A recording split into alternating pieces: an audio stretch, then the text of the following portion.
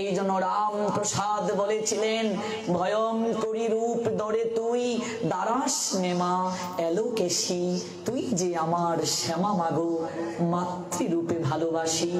ভয় লাগে তোর এই রূপ দেখে, সদা যেন তাকিস রণে, মুন্ডমালা ফেলে হাতে নিয়ে আয় না শ্যামের বাসি। তমগুণে মা কালী, সত্যগুণে তিনি সরস্বতী, আর রজগুণে তিনি লক্ষ্মী।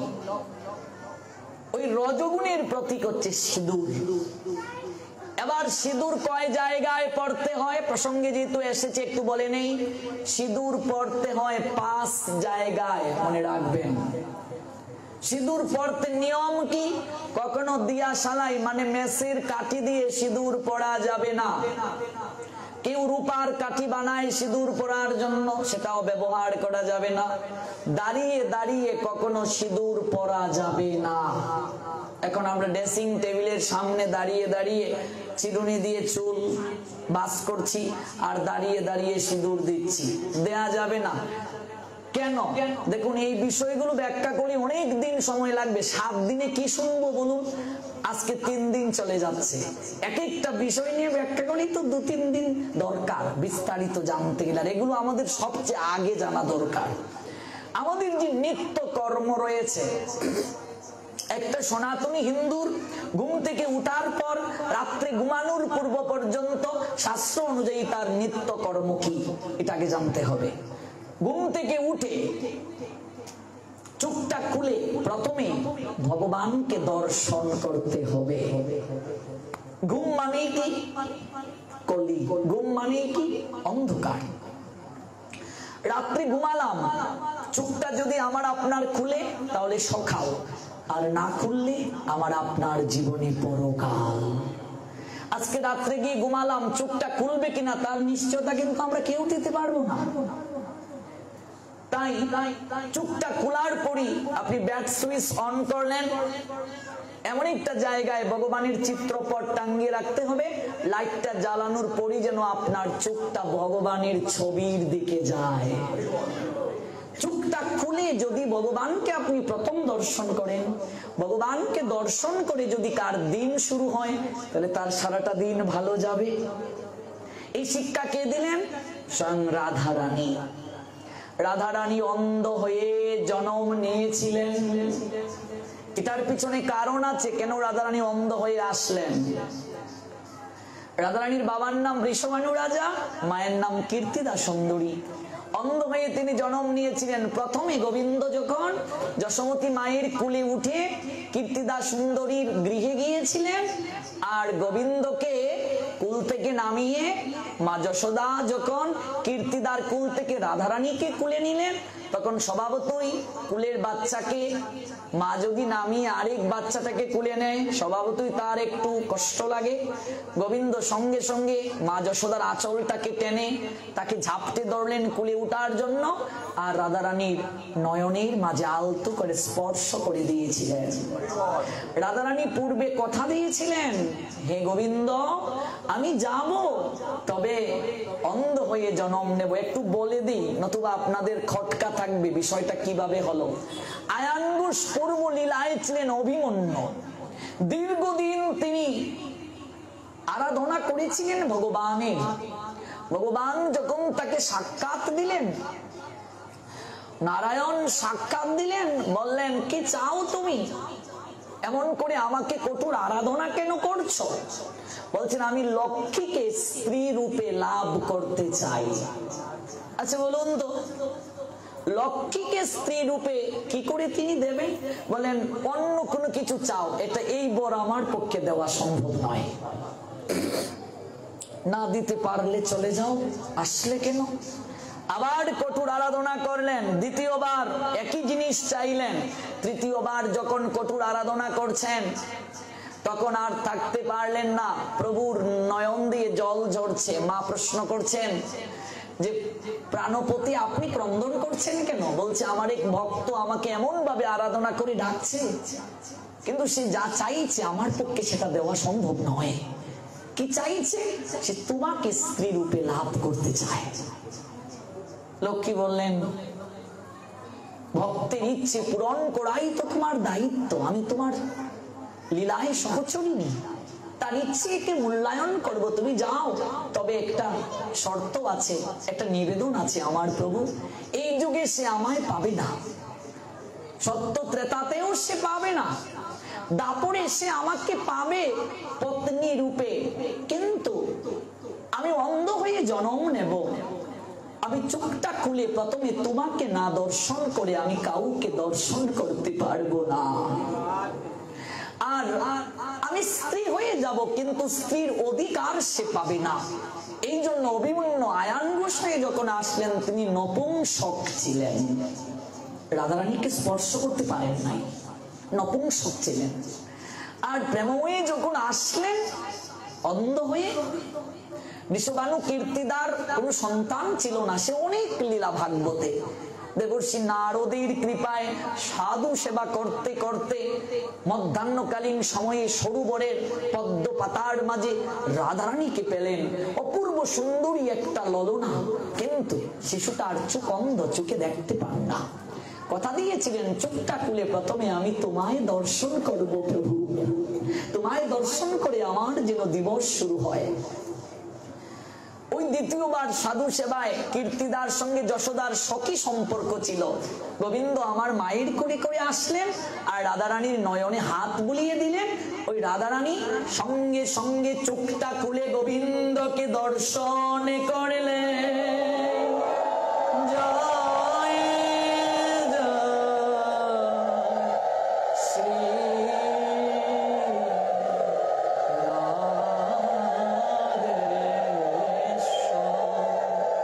রাধারানী দেখালেন। আমরা চোখ বন্ধ করে যখন তাকি, মানে রাত অন্ধকার, আর চোখটা খুলেই প্রথমে ভগবানকে দর্শন করতে হয়। আপনি কুরুক্ষেত্রের যুদ্ধের দিকে থাকান, কৃষ্ণ যুদ্ধে অংশগ্রহণ করবেন না। বলরাম বললেন বাসুদেব, এই যুদ্ধে আমিও অংশগ্রহণ করব না, তুমিও অংশগ্রহণ করতে পারবে না, তবে তুমি সহযোগিতা করতে পারো। দুর্যোধন অর্জুন উভয়কে ডাকলেন, যে প্রথমে আসবে গোবিন্দ যাকে প্রথম দর্শন করবে তিনি তার কথা শুনবেন, তাকে কৃপা করবেন। গোবিন্দ ঘুমের অভিনয় করলেন, পালঙ্কে শয়ন করে মাথার পাশে একটা আসন রাখলেন আর চরণের দিকে একটা আসন রাখলেন। দুর্যোধন প্রথমে আসলেন, এসে বললেন আমি কুরু সম্রাটের পুত্র, আমি চরণের দিকে বসবো, আমি মাথার দিকে বসবো। এই দেখুন অহংকার ভাব। তাই মাথার দিকে আসনে বসলেন। উঁচু আসনে বসা উচিত নয়, কিন্তু তিনি বসলেন। আর অর্জুন আসলেন, বা আমার কি সৌভাগ্য, আমি মাধবের চরণ সেবা করার আজ সুযোগ পেলাম। চরণের দিকে বসলেন, চরণ সেবা করছেন অর্জুন। এবার গোবিন্দ এমন করে ঘুমিয়েছেন। আচ্ছা বলুন, চোখটা খুললে মাথার দিকে দৃষ্টি যাবে না চরণের দিকে দৃষ্টি যাবে? চরণের দিকে। দেখালেন চোখটা খুলে কাকে দর্শন করা উচিত। অহংকারী ব্যক্তিকে কখনো গোবিন্দ দর্শন করেন না। হৃদয়ে দাম্ভিকতা থাকলে কৃষ্ণ কৃপা হয় না, প্রেম ভক্তি লাভ হয় না। পার্থ, কখন আসলে তুমি? দুর্যোধন খেপে গিয়ে বললেন, বাসুদেব আমি তো প্রথম এসেছি, আপনি আমাকে কেন জিজ্ঞেস করছেন না? বলছেন তুমি যে আসলে আমি তো তোমায় দেখতেই পাইনি। চোখটা খুলে প্রথমেই ভগবান দর্শন করতে হয়, আর ভগবান ভক্তকে দর্শন করতে চান। দুটো তত্ত্ব রাধারানীর তত্ত্ব থেকে পেলাম। রাধারানী ভক্ত স্বরূপে চোখটা খুলে গোবিন্দকে দর্শন করলেন, আর মহাভারতের তত্ত্ব থেকে পেলাম ভগবানও লালায়িত থাকেন, তিনি চোখটা খুলে ভক্ত দর্শন করবেন। আপনি ঘুমালেন, আপনি চোখটা খুলে আপনি ব্যাট সুইচ অন করলেন, আপনার প্রথম নিত্যকর্মের অংশ হচ্ছে আপনি ভগবানকে দর্শন করবেন। এবার আপনি যে ঘুমালেন, আপনি পায়ের দিকে একটা কৃষ্ণের ছবি রাখুন, তবে পায়ের সোজাসুজি নয়, একটু উপরে রাখতে হবে, তাহলে কোনো অপরাধ নেই। আপনি ব্যাট সুইচটা অন করেন, আপনি চোখটা খুলে যেন গোবিন্দকে দর্শন করে দিনটা শুরু করতে পারেন। কিংবা আমরা এখন অ্যান্ড্রয়েড সেটে মোবাইলের সামনেই ভগবানের ছবি রাখতে পারি, যেন আমরা চাপ দিয়ে প্রথম ভগবানকে দর্শন করতে পারি। তারপর কি নিত্যকর্মের অংশ, পালঙ্ক থেকে নেমে আপনি চৌকিতে ঘুমালেন, চৌকি থেকে নেমে আপনার প্রথম দায়িত্ব একটা ভূমিকে প্রণাম নিবেদন করা। এটা যদি না করে থাকেন আগামীকাল থেকেই শুরু করুন। এই ভূমি আমাদের মা, ভূমি হচ্ছে আমাদের মা, ধরণী আমাদের মা। এটা বৈদিক শাস্ত্রে যাদেরকে মায়ের মর্যাদা দিয়েছে তন্মধ্যে কে কে দেখুন, গর্ভধারিণী মা, যার স্থান সবার উপরে। ধরণী আমাদের মা। তারপর হচ্ছে ব্রাহ্মণের যিনি পত্নী, আমাদের পুরোহিত যিনি, তার যিনি স্ত্রী, তাকেও মায়ের মর্যাদা দিয়েছে। গুরু পত্নী, আমাদের যে গুরুদেব, গুরুদেবের যদি স্ত্রী থাকেন, গুরুদেব যদি সংসারী থাকেন, তাহলে তার স্ত্রীকে মায়ের সদৃশে জ্ঞান করা উচিত। সেই গুরু পত্নীর প্রতি যদি অন্য দৃষ্টিতে কেউ থাকায়, তার শুকরজনী প্রাপ্ত হতে হয়। দেবরাজ ইন্দ্র একবার গুরু পত্নীর প্রতি অন্য দৃষ্টিতে তাকিয়েছিলেন, যার কারণে তাকে শুকরজনী প্রাপ্ত হতে হয়েছিল। এটা পুরাণে উল্লেখ আছে, আমরা ব্যাখ্যায় যাচ্ছি না সময়ের কারণে। তারপর গাভীকে মায়ের মর্যাদা দিয়েছেন আমাদের সনাতন শাস্ত্র। তার কারণ কি? ভগবান শ্রী গোবিন্দ গাভীর স্তন পান করেছেন বৃন্দাবনে, জিহ্বা দ্বারা আদর করে দিয়েছেন গাভীগণ কৃষ্ণকে। যখন অক্রূরের রথে চড়ে গোবিন্দ বৃন্দাবন থেকে মথুরায় চলে যাবেন, সমগ্র গাভীগণ হাম্বা হাম্বা রবে রথের পিছনে পাগলের নিয়ায় দৌড়ে গিয়েছিল। কোন মার কোল থেকে সন্তানকে কেড়ে নিলে মা যেমন ব্যাকুল হয়ে যায়, পাগলিনী হয়ে যায়, কান্নায় ফেটে পড়ে, সমগ্র গাভীরা রথের পিছনে পিছনে দৌড়াচ্ছিল। মনে হয়েছিল তাদের কোল থেকে, মায়ের কোল থেকে অক্রূর দৈত্যের নিয়ায় তার সন্তান কৃষ্ণকে আজ কেড়ে নিয়ে যাচ্ছে। যেদিন থেকে কৃষ্ণ বৃন্দাবন ছেড়ে মথুরায় চলে গেলেন, সেই দিন থেকে শ্যামলী দবলী ওই সকল বৃন্দাবনের গাভীরা আর কোনোদিন হাম্বা হাম্বা রবে ডাকে নাই।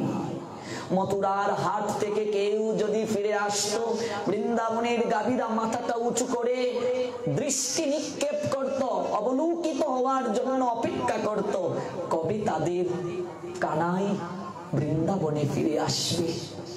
আজ যাব, কাল ফিরে আসব, এই যে আশার বাণী গোবিন্দ দিয়ে গেলেন, ওই প্রতীক্ষা গাভীরা অনন্ত কাল ধরে করেছিল, 100 বছর কেঁদেছিল। যার কারণে কৃষ্ণ উদ্ধবকে যখন বৃন্দাবনে পাঠিয়েছিলেন, তখন বলেছিলেন, উদ্ধব তুমি যে যাচ্ছ, ওই বৃন্দাবনের সকল গাভীদেরকে তুমি আমার হয়ে একটু গাত্রে হাত বুলিয়ে দিও, একটু প্রণাম নিবেদন করিও, একটু আদর করিও। ওরা আমাকে মায়ের মতো আমাকে লালন করেছে। সন্তানকে মা যেমন স্তন পান করে আনন্দ পায়, ওই সকল গাভীরা আমাকে বাৎসল্য প্রেম আস্বাদন করিয়েছে। আমাদের কৃষ্ণ গাভীকে মাতৃ সদৃশ দর্শন করেছেন। এই জন্য সনাতনী হিন্দুরা গাভীকে মায়ের মতো সম্মান করে, দেবতা জ্ঞানে শ্রদ্ধা করে। আরেকটা কথা না বললেই নয়, অপ্রিয় সত্য কথা, সনাতন ধর্মে গাভী পালন বিক্রির জন্য নয়। সনাতন শাস্ত্রে গাভী পালন হচ্ছে, গাভীর সেবা করলে 33 কোটি দেবতা সন্তুষ্ট হয়ে যায়। সনাতন শাস্ত্রে গাভীকে কখনো বিক্রি করা অনুমোদন করে নাই। দেখবেন ছোটবেলা আমরা গ্রামে দেখেছি আঞ্চলিক শব্দ উঠান সীতা, সবাই এটার সঙ্গে পরিচিত আছেন। গোমূত্রকে অর্থাৎ একটু গোবর জলের সঙ্গে মিশিয়ে সারা বাড়ি ছিটিয়ে দেয়া হতো, এটা আমরা উঠান সীতা বলতাম। এটার পিছনে একটা তত্ত্ব রয়েছে, অন্যান্য পশুর মল যদি শরীরে পড়ে শরীর অপবিত্র হয়ে যায়, স্নান করতে হয়, কিন্তু পঞ্চগর্ভ তৈরি করতেও এখানে গোবর প্রয়োজন। গোবর যেটাকে কাউস্টুল বলা হয়, দেখবেন গ্রামে কেউ বিষ খেলে গোবর গুলে তাকে খাইয়ে দেয়া হতো, বমি যেন হয়, অর্থাৎ এই পয়জনটাকে ডেস্ট্রয়েড করে। বিষের যে ক্রিয়া, ওই ক্রিয়াটাকে একটু হলেও কমিয়ে দেয় এই গোবর। গোবর অ্যান্টিভাইরাস রূপে কাজ করে। এখনো দেখবেন বিভিন্ন জায়গায় গোবর দ্বারা লেপন করা হয়। আপনি বৃন্দাবনে যখন যাবেন, আমি দেখে এসেছি বৃন্দাবনে এখনো ব্রজবাসীরা, ছটা তো আমরা নিশ্চয়ই বুঝি, মুঠটা মানে মুঠ যাকে বলে, এখনো বৃন্দাবনের ব্রজবাসীরা গুমুট দিয়ে রান্না করে, গ্যাস ব্যবহার করে না। মেডিকেল সায়েন্স এবং আমরা বিজ্ঞানের দিকে তাকালে দেখতে পাই, গ্যাস দ্বারা রান্না করলে খাদ্যের যে গুণাগুণ যতটা বজায় থাকে, তার চেয়ে বেশি বজায় থাকে গুমুট দ্বারা রান্না করলে। এখনো ব্রজবাসীরা গুমুট দ্বারা রান্না করে এবং গোবর দ্বারা আমরা লেপন করি, পবিত্রতার প্রতীক রূপে, অ্যান্টিভাইরাস রূপে এটা ব্যবহৃত হয়, অন্যান্য ভাইরাসকে ধ্বংস করে। তেমনি ভাবে গাভী আমাদের মা, তাহলে গর্ভধারিণী মা, ধরণী মা, ভূমি মাতা, গুমাতা, গুরুপত্নী, পুরোহিতের যিনি স্ত্রী, ব্রাহ্মণ পত্নী। এবং আমরা দেখতে পাই যাদেরকে মায়ের মর্যাদা দিয়েছেন সনাতন শাস্ত্র, বৈদিক শাস্ত্র যাদেরকে মায়ের মর্যাদা দিয়েছেন, আরেকজন হচ্ছেন 7 নম্বরে দেশ যিনি পরিচালনা করেন, দেশ মাতা, তিনিও আমাদের মাতৃ সদৃশা, আমরা তার সন্তান। তেমনি ভাবে ধরণী আমাদের মা, তিনি মায়ের মতো সহিষ্ণু, তিনি সর্বদা আমাদেরকে কি করছেন, কৃপা করছেন। ধরণী দেখুন এতটা সহিষ্ণুতার প্রতি ত্যাগ তিতিক্ষা তিনি প্রতিপালন করছেন আমাদের জন্য। সেই ধরণী মা সকল কিছু সহ্য করতে পারেন, কিন্তু অসুরের বিষাক্ত নিঃশ্বাস কখনো সহ্য করতে পারেন না। এই কারণে ধরণী মা গাভীর রূপ ধারণ করে ব্রহ্মার নিকটে গিয়েছিলেন। ভাগবত পড়ে দেখবেন, এই জগতে কৃষ্ণকে আনয়নের জন্য, ভগবানকে আনয়নের জন্য প্রার্থনা করেছিলেন। আমাদের নিত্য কর্মের আরেকটা অংশ হচ্ছে ঘুম থেকে উঠে পালঙ্ক থেকে নেমে ধরণী মাকে একটা প্রণাম দেওয়া। সমুদ্রে মেখলে দেবী, পর্বত স্তন মণ্ডলে বিষ্ণু পত্নী। দেখুন ধরণী মাকে বিষ্ণুর পত্নী স্বরূপে আমাদের শাস্ত্র অনুমোদন করেছে। তারপর নিত্য কর্মের অনেকগুলো অংশের মাঝে দরজাটা খুলে আপনি এমন জায়গায় তুলসী বৃক্ষ রোপণ করবেন যেন আপনার দৃষ্টিটা তুলসী বৃক্ষের প্রতি যায়। অদ্বৈত প্রভু বলছেন, গৃহাঙ্গনে শ্রী তুলসী করিবে স্থাপন, তুলসী বিহনে গৃহ শ্মশানেরও সম। যে গৃহে তুলসী বৃক্ষ নাই, সনাতন বাড়িতে, হিন্দু বাড়িতে, সেই গৃহ হচ্ছে শ্মশান তুল্য। সন্ধ্যায় যে বাড়িতে কাশি বাজে না, কাশি বুঝি আমরা, কাশি বাজে না, করতাল বাজে না, মৃদঙ্গ বাজে না, তারপর হচ্ছে উলুধ্বনি হয় না, আরতি হয় না, অপ আত্মাগুলো, যে আত্মাগুলো কোনো জায়গায় ঠাঁই পায় না, যে গৃহে প্রদীপ দেয়া হয় না, বাতি জ্বালানো হয় না। আপনার 10টা যদি কক্ষ থাকে, সন্ধ্যার সময় প্রত্যেকটা কক্ষে আলো জ্বালিয়ে দিতে হবে। গুধুলির পরের যে সময়টা, এটাকে আসরিক সময় বলে। গুধুলি মানে কি? গু যুগ ধুলি। গু মানে গাভী, গাভী তথা গরুর যে খুর রয়েছে, ওই খুর থেকে যে ধুলি দূষরিত হয়, অর্থাৎ রাখাল যখন গরুদেরকে মাঠ থেকে আলোয় নিয়ে আসে, যে সময়টা, ওই সময়টার সময় খুর থেকে যে ধুলি দূষরিত হয়, এটাকে বলে গুধুলি। বিবাহের যত লগ্ন রয়েছে, তন্মধ্যে শ্রেষ্ঠ লগ্ন গুধুলি লগ্নে বিবাহ। গুধুলি লগ্নে বিয়ে শ্রেষ্ঠ বিয়ে, কিন্তু এই লগ্নটা ঠিকভাবে ধরাটা কঠিন। গুধুলি মানে হচ্ছে দিনও নয়, রাতও নয়, দিন এবং রাতের সন্ধিক্ষণ, মাঝামাঝি সময়, এটাকে গুধুলি বলে। গুধুলির পরে আসরিক সময় শুরু হয়ে যায়, যে আসরিক সময়ে আমরা সেজুতি জ্বালাই। সেজুতি মানে কি? সন্ধ্যার প্রদীপ।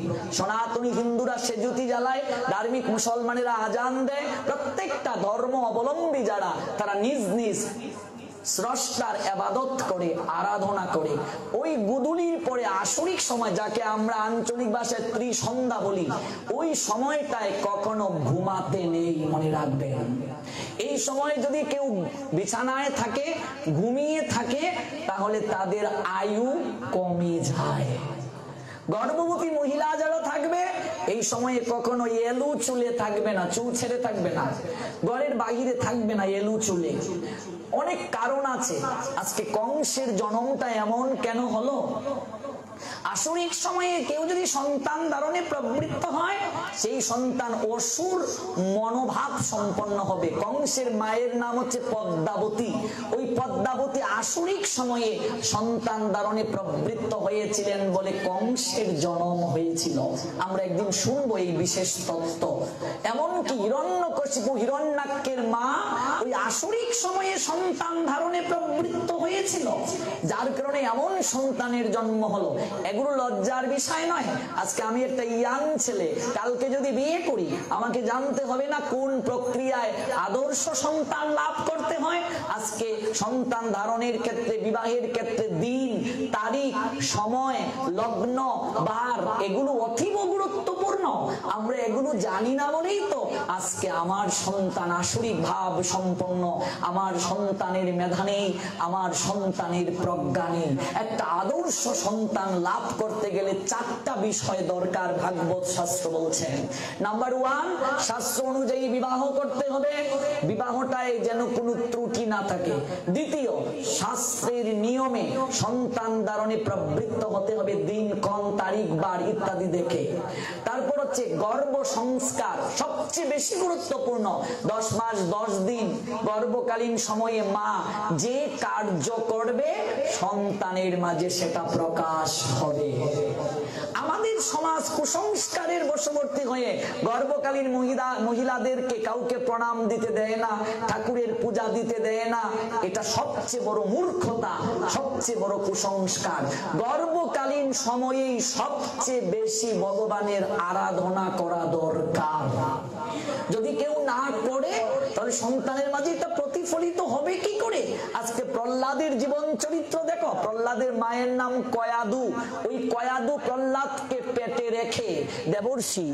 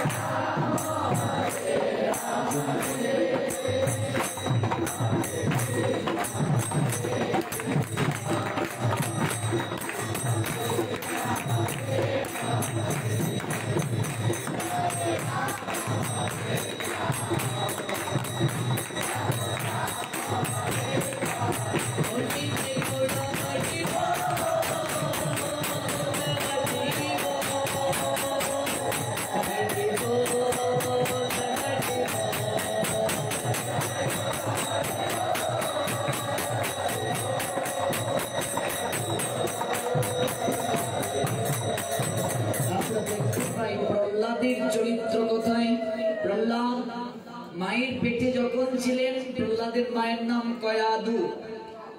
দেখুন পিতা হিরণ্যকশিপু অসুরের বীর্য, অসুরের বীর্যে রজে প্রহ্লাদের জন্ম, কিন্তু তিনি অসুর কুলে এত ভক্ত কি করে হলেন? আমরা অনেক সময় বলি অমুকের ছেলে গো, বাবাটা এত ভালো, ছেলেটা এত খারাপ কেন হলো, মা এত ভালো, মেয়েটা এমন কেন হলো? তারও বিচার ভাগবত দিয়েছেন। এই জন্য সময় দরকার। এক একটা বিষয় নিয়ে যদি আমরা 3 ঘন্টা 4 ঘন্টা শুনতে পারতাম, বিষয় ক্লিয়ার হয়ে যেত। এগুলো প্রসঙ্গে এসেছি, বিস্তারিত না বললে উপলব্ধি হবে না। গর্ভ সংস্কারটা সবচেয়ে গুরুত্বপূর্ণ। 10 মাস 10 দিন মা যতটা বেশি সাধনা করবে, সন্তানের জীবন ততটা প্রকাশিত হবে।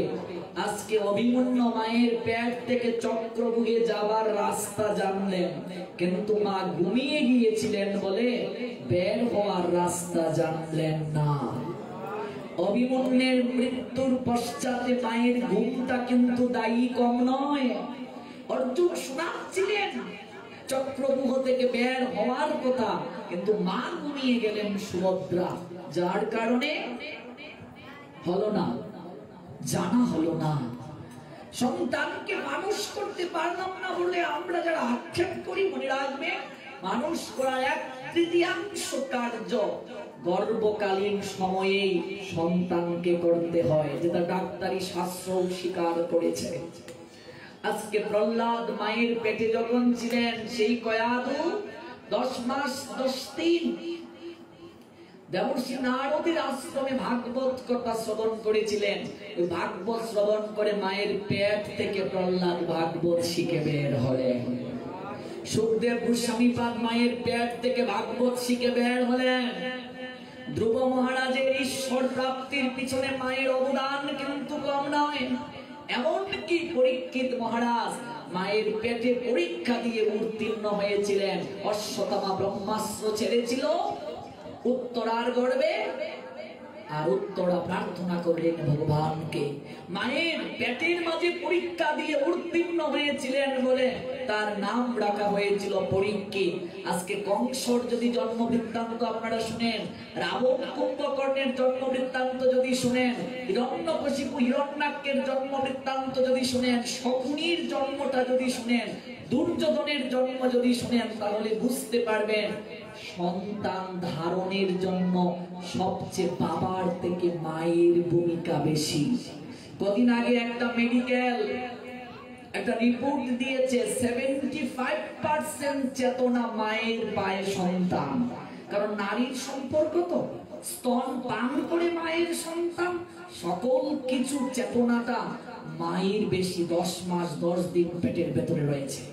অত্রি সংহিতা বলছে আমাদেরকে মায়ের কি ভূমিকা পালন করা উচিত, একটু না বললে নয়। হিরণ্যকশিপু হিরণ্যাক্ষের মা বাবা মানে কি? প্রহ্লাদের যিনি ঠাম্মা, ওই ত্রিসন্ধ্যাকালীন সময়ে আসরিক সময়ে সন্তান ধারণে প্রবৃত্ত হয়েছিলেন, জোর করে স্বামীকে শয়নের গৃহে নিয়ে গিয়েছিলেন, যার কারণে হিরণ্যকশিপু হিরণ্যাক্ষের জন্ম হলো। ভোরবেলা যারা সন্তান ধারণে প্রবৃত্ত হয়, রাবণ কুম্ভকর্ণের মা সেই কার্য করেছিল। 3 ছেলের মাঝে বিভীষণ ভক্ত হয়ে গেল। আজকে রাবণ কুম্ভকর্ণ এমন কেন? ভোরবেলা সন্তান ধারণে প্রবৃত্ত হলো। সন্তান ধারণের উৎকৃষ্ট সময়, সময়কে 3টা ভাগে ভাগ করা হয়েছে। কি সময়? সাত্ত্বিক সময়, রাজসিক সময়, তামসিক সময়। 12টার পরে আসরিক সময় শুরু হয়ে যায়। আসরিক সময় আবার 2 প্রকার, আসরিক, অতি আসরিক। রাত 2টা থেকে 3টা পর্যন্ত অতি আসরিক সময়।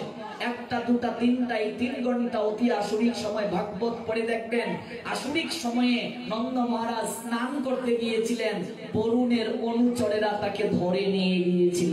বর্তমান প্রজন্ম যদি আসরিক সময়ে জন্ম নেয়, অর্থাৎ 1টার পর থেকে 3টার ভেতরে কেউ যদি সন্তান ধারণে প্রবৃত্ত হয়, সেই সন্তান আসরিক মনোভাব সম্পন্ন হবে।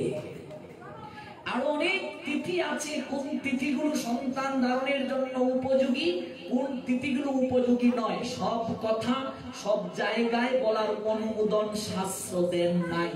আমি কেবল প্রসঙ্গে এসেছি বলে একটু স্পর্শ করছি। আজকে দুর্যোধনের দিকে থাকা, আপনারা গান্ধারীর 100 ছেলের কি নাম জানেন?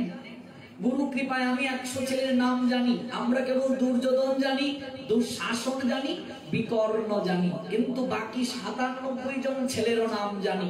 আজকে এই যে 100 পুত্রের জন্ম হলো, তারা সারাটা জীবন রাজ্যের পিছনে ছুটলো।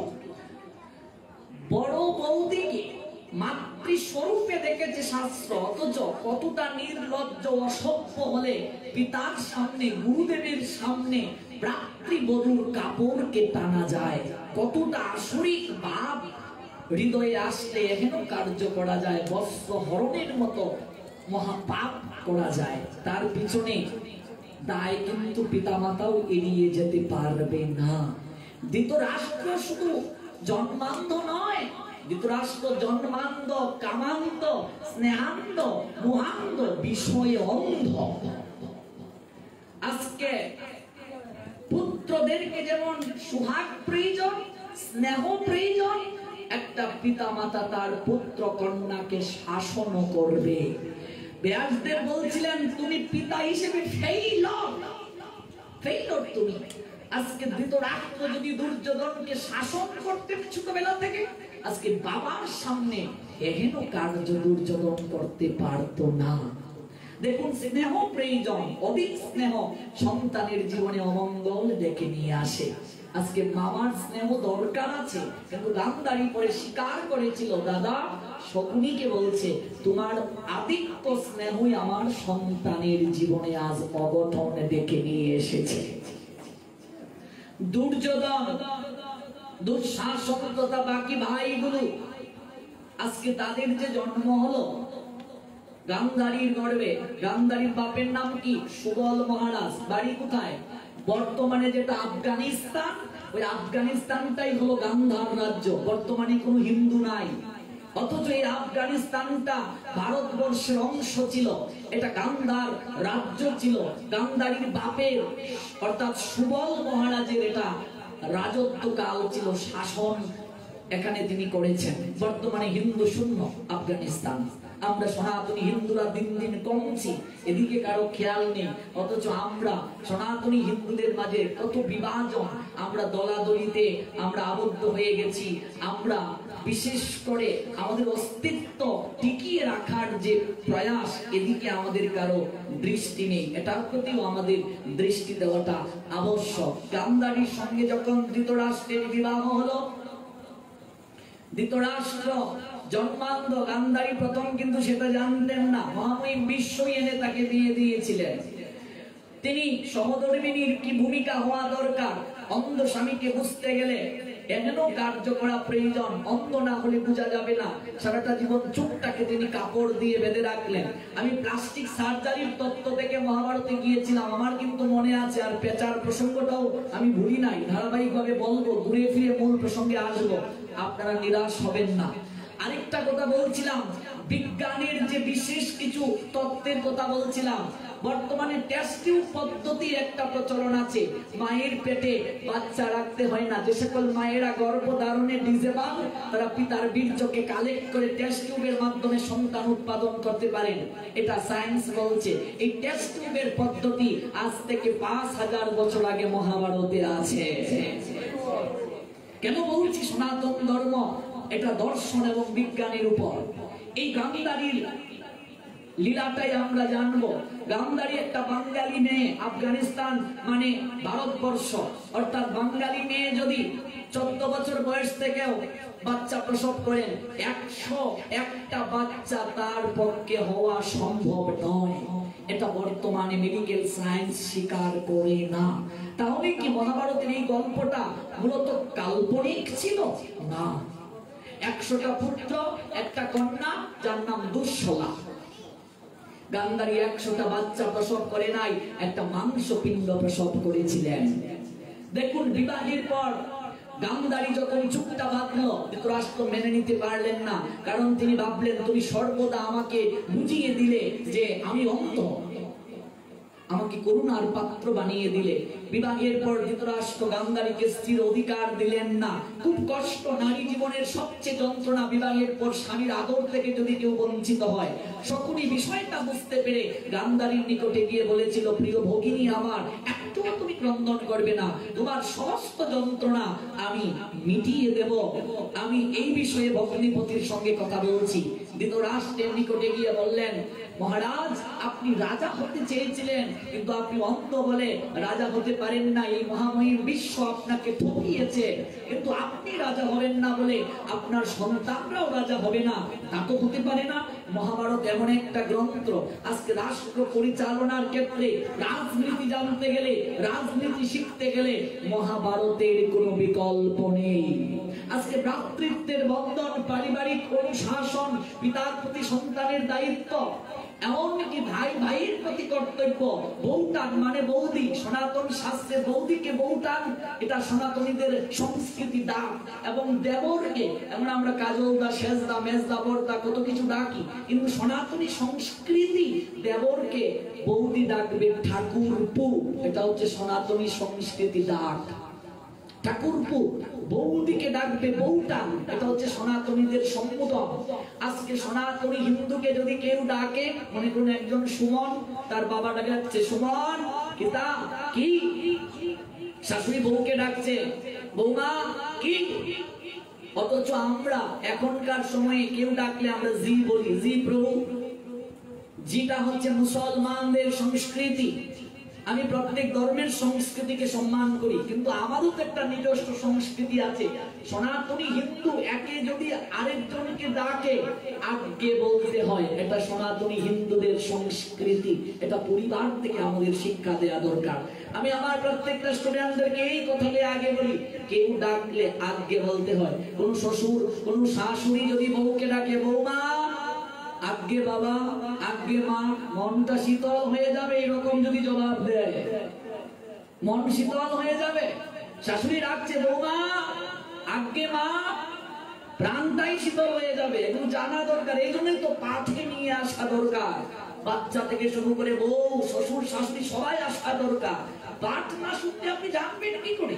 আপনি বুঝবেন কি করে? আপনার মনোগত চেতনা পরিবর্তন হবে কি করে? এটা সনাতনীদের সংস্কৃতি। গান্ধারী মা হতে পারছেন না, ধৃতরাষ্ট্রকে তাই শকুনি বোঝাচ্ছে, আপনার পুত্রবোধ যদি রাজা না হয় আপনার কি কষ্ট থাকবে না? আমার ভগিনী শিবের বরদান প্রাপ্ত, ব্যাসদেবের বরদান প্রাপ্ত, আপনাকে 200টা হাত দিতে পারে, তার 100টা পুত্র হওয়ার কৃপা সে পেয়েছে। আপনি যদি আমার ভগিনীকে স্ত্রীর অধিকার দেন, আপনি 200টা হাত পাবেন। 200টা হাত দিয়ে কি এই রাজত্বটাকে দখল করা কি কঠিন হয়ে যাবে? আজকে ধৃতরাষ্ট্র সন্তান ধারণ করলেন ভালোবাসা থেকে নয়, রাজত্ব লাভের আশায়, রাজত্ব লাভের কামনায়। পিতা যে মানসিকতায়, মা যে মানসিকতায় সন্তান ধারণে প্রবৃত্ত হবে, ভাগবত শাস্ত্র বলছেন সেই মানসিকতায় সন্তানের জন্ম হবে। এটা দৃঢ়ভাবে লিখা। আজকে সেই ধৃতরাষ্ট্র গান্ধারীর সঙ্গে সন্তান ধারণে প্রবৃত্ত হলেন। বড় ছেলেটাই রাজা হয়। বারবার গান্ধারীকে টর্চার করা হয়েছিল, সন্তান কেন জন্ম হচ্ছে না। দেবতার পরে যুধিষ্ঠিরকে যখন কুন্তি পেলেন, ধৃতরাষ্ট্রের কর্ণে যখন সংবাদটা আসলো, তখন তিনি গান্ধারীকে বললেন, আমার এই সন্তানের দরকার নাই যে সন্তান রাজা হতে না পারবে। গর্ভপাত করে দাও। আরেকটা কথা মনে রাখবেন, গর্ভপাতের মতো মহাপাপ, মহা অপরাধ পৃথিবীতে আর কিছু হতে পারে না। গান্ধারী মনের দুঃখে শিবলিঙ্গের নিকটে গিয়ে একটা শিলাখণ্ড দ্বারা গর্ভের মাঝে আঘাত করতে শুরু করেছে। আমাদের মেডিকেল সায়েন্স তথা অত্রি সংহিতা সহ ভাগবতের বিভিন্ন আচার্যগণের টিকা থেকে জানতে পারি, গর্ভকালীন অবস্থায় একটা নারীকে চেতনার দিক থেকে সবচেয়ে ভালো থাকতে হয়, ভালো মন্দ তাকে খাবার দিতে হয়। এখন ডাক্তারি শাস্ত্র বলে আপনার স্ত্রীকে উদ্বেগ দেবেন না, মনটা ভালো রাখবেন, এটা সন্তানের উপরে প্রতিফলিত হবে। আজ থেকে 5000 বছর আগে মহাভারত আমাদের সেই তত্ত্ব দিয়েছে। টর্চার করা হয়েছে মানসিক ভাবে গান্ধারীকে। পেটের ভেতরে এত টর্চার শুনেছে ওই দুর্যোধন তথা সবাই, এবং পাথর তার আঘাত করলো গান্ধারী গর্ভের মাঝে, গর্ভপাত হয়ে গেল, একটা মাংস পিণ্ড প্রসব হলো। যে সন্তান পেটের ভিতরে এত যন্ত্রণা খেয়ে বের হয়েছে, সেই সন্তান রাজ্য লাভের বাসনায় প্রাপ্তির আকাঙ্ক্ষা জেগেছিল ধৃতরাষ্ট্রে, সেই সন্তান রাজত্বের পেছনে ছুটবে না ধর্মের পেছনে ছুটবে? স্বয়ং বিচার করুন। আজকে সেই সন্তান সতী নারীর কাপড় টানবে না তো কি করবে? মাংস পিণ্ড প্রসব হলো, কৃষ্ণ দুই পায়ন বেদব্যাস এই মাংস পিণ্ড থেকে 100টা পুত্রের সৃজন করলেন তুলির মাঝে রেখে। এটাই হলো বর্তমানে টেস্ট টিউব পদ্ধতির ধারণা। এটাই টেস্ট টিউব পদ্ধতি। বর্তমানে যে টেস্ট টিউব পদ্ধতি বিজ্ঞান বলছে, এই তো গান্ধারীর সন্তান জন্মদানটাই টেস্ট টিউব পদ্ধতি। আমরা প্লাস্টিক সার্জারির তত্ত্বে অম্বা থেকে এত দূর গিয়েছিলাম, আমরা এই প্রসঙ্গে অবশ্যই আবার ফিরে যাব। একটা কথা এখানে বলে শেষ করছি, যে কথাটা হচ্ছে সময়ের প্রসঙ্গে আমরা ছিলাম। আসরিক যে সময়, আসরিক সময়ে সন্তান ধারণ শাস্ত্র নিষেধ করেছেন। রবিবার, সংক্রান্তি, অমাবস্যা, পূর্ণিমা শারীরিক সংযমের কথা শাস্ত্র আমাদেরকে বলছে। বিশেষ কিছু তিথি আমাদেরকে মানার কথা বলছে। তিথির সঙ্গে শরীরের একটা যোগসূত্র থাকে। এগুলো আপনারা গুরু কৃপায় গুরুদেবের নিকট থেকে জেনে নেবেন, কিংবা আচার্য যারা আছেন এই বিষয়ে যারা জানেন আপনারা তাদের কাছ থেকে জেনে নেবেন। আমরা এত দূর যাচ্ছি না। আমরা নিত্য কর্মের প্রসঙ্গে ছিলাম, যে গুধুলির পরে যে সন্ধ্যায় সেজুতি জ্বালার সময়, ওই সেজুতি জ্বালার সময় আসরিক সময়টাতে ঘুমাতে নেই, আসরিক সময়টাতে এলু চুলে কোথাও বের হতে নেই। পদ্মাবতী সেই কার্যটা করেছিলেন কংসের মা পদ্মাবতী। আপনারা জানেন কংসের বাবার নাম কি? অনেকেই বলবেন উগ্রসেন, কিন্তু মূল